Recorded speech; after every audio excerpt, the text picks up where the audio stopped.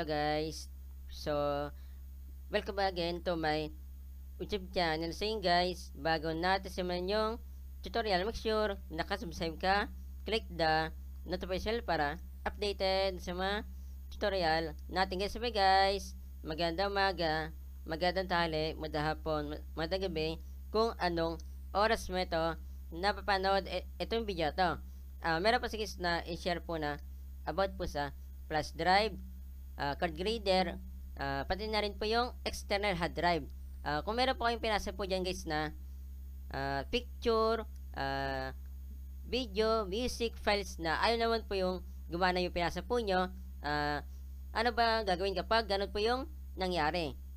Isasaksak natin guys yung flash drive. Meron tayo guys na example na flash drive guys. Video na po natin siya. Tara, let's go! So yun guys, ito po yung example natin, itong flash drive. Ito po yung PC ko sa mga hindi pa po nakakalam. Yan. Dito po depende po sa inyo kung saan po yung isasaksak guys. Pwede po dito sa taas or dito sa baba po niya guys, dito sa likod po niya. Depende po sa inyo kung ano po yung isasaksak po niyo, kung flash drive, card reader, pati na rin po yung external hard drive. Saksak lang po natin ito.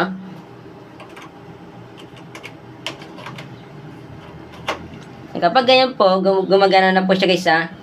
Take note nga pala guys, kapag nalaman po yun na meron na pong virus po yung saksak po yun sa PC o laptop, pati na rin po sa iPhone, tsaka po sa tablet. Kapag nalaman po yun na meron na po siyang virus, tagalin nyo na po agad guys. Huwag nyo na pong patagalin at paulit-ulit na isaksak po sa PC o laptop po nyo, pati na rin po sa iPhone or tablet.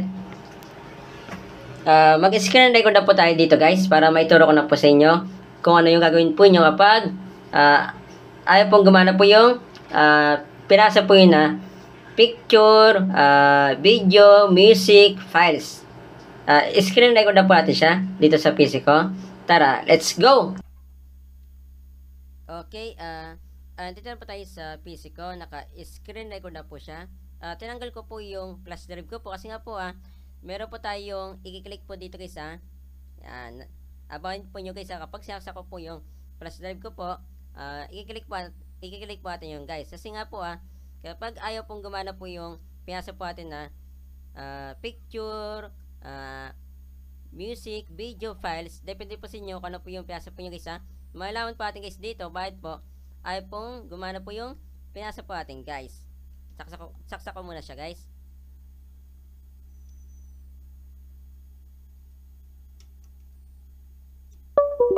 Ayun guys, click na po natin ito. Na ito po nyo guys, meron po lumabas kanina. Ganito po yung mayari po sa inyo. Kapag meron po lumabas na do you want to scan and fix USB drive A, ibig sabihin po meron na po siya guys na virus. Ayun scan and fix recommended, then continue without scanning. Pag ito yung kinilig po nyo, ini-scan po nyo kung meron pong virus po yung saksak po nyo guys.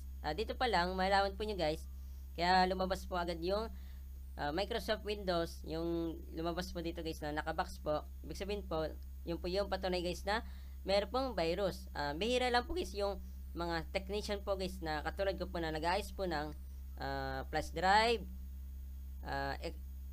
external hard drive, card reader. Pero guys, kung alam po na isang technician po yung pag-aayos po ng ganyang issue po, may virus po yung external hard drive, card reader, flash drive, 50-50 po yan guys kung maalis po yung virus or hindi. Kapag di po na alis po yung virus po, ibig sabihin po hindi nyo na po na pwedeng isaksak po sa PC or laptop nyo guys, pati na rin po sa Android phone, tsaka po sa tablet. Extra po natin yan. Meron po kasi sa akin guys na nagpapasok po ng music po. Isa po siyang matanda. Click po natin yan. Ito po yung na ano ko na po guys, na download po. Click po natin yan.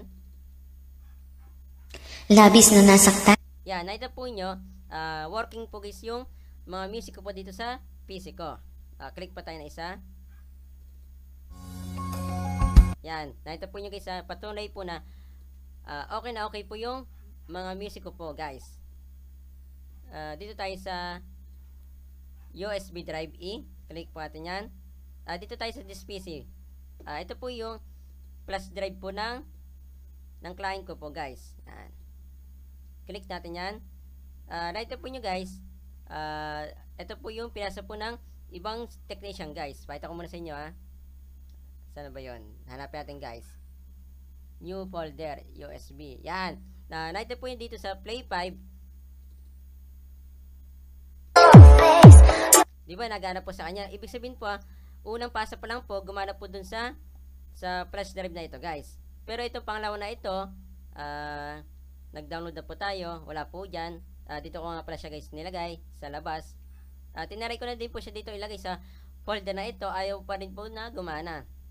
Ayun, click natin yan. Ayun po, lumalabas po guys ayaw po guys. Kita po nyo, unsupported daw guys.